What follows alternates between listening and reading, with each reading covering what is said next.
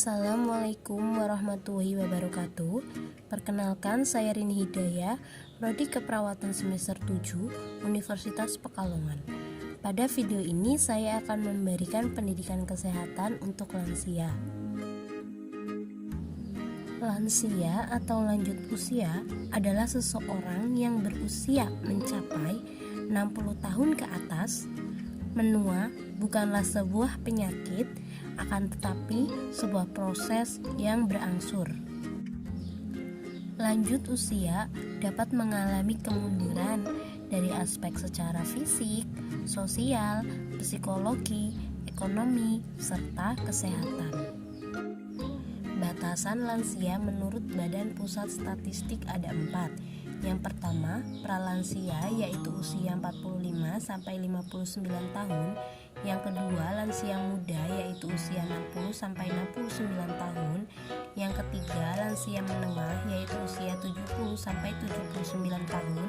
Yang keempat, lansia tua yaitu usia 80 tahun ke atas. Pola hidup sehat adalah upaya untuk memberdayakan anggota rumah tangga agar sadar, mau, serta mampu melakukan perilaku hidup sehat. Kesehatan lansia dapat dipengaruhi oleh beberapa faktor, seperti genetik, lingkungan fisik, sosial, dan karakteristik lansia. Faktor genetik yaitu faktor keturunan dari orang tua. Faktor lingkungan fisik dan sosial meliputi lingkungan rumah tempat tinggal lansia, lingkungan sekitar, dan komunitas. Lingkungan memiliki pengaruh penting dalam perkembangan dan dapat mempertahankan kebiasaan hidup sehat. Faktor karakteristik lansia meliputi bagaimana lansia hidup sejak kecil dan karakteristik personal. Hal ini memiliki efek jangka panjang yang berpengaruh terhadap proses penuaan. Masalah kesehatan yang dialami lansia dapat dicegah sebelum terjadi dan memperlambat terjadinya komplikasi. Berikut perilaku kesehatan yang disarankan untuk lansia. Yang pertama, melakukan latihan fisik dengan intensitas sedang 30 menit per hari selama seminggu untuk mencegah hipertensi atau darah tinggi, diabetes mellitus atau kencing manis, kanker, dan osteoporosis atau tulang keropos. Yang kedua, tidak merokok dan berusaha berhenti merokok bagi perokok untuk menurunkan risiko penyakit kardiovaskuler atau jantung dan pernafasan. Yang ketiga, mengkonsumsi makanan sehat dengan memperbanyak buah dan sayur untuk menurunkan risiko penyakit kronis seperti kardiovaskuler atau jantung dan beberapa jenis kanker. Yang keempat, berhenti minum alkohol dan tidak menyetir untuk menurunkan risiko penyakit kronis dan mencegah terjadi kecelakaan. Yang kelima, mempertahankan kesehatan mental dan sosial, lakukan aktivitas sosial dengan keluarga dan lingkungan untuk membantu mengenali perubahan perilaku dan menurunkan kejadian depresi.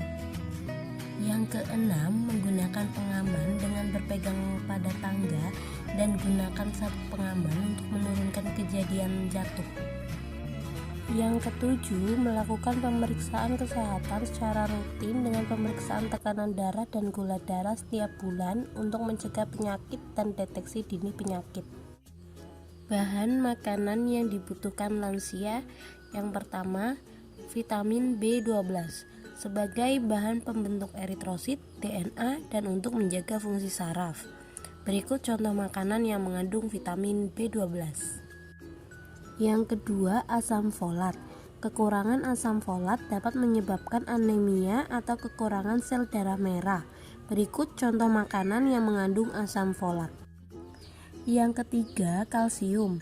Merupakan bagian dari elektrolit tubuh yang diperlukan untuk membentuk dan menjaga kekuatan tulang.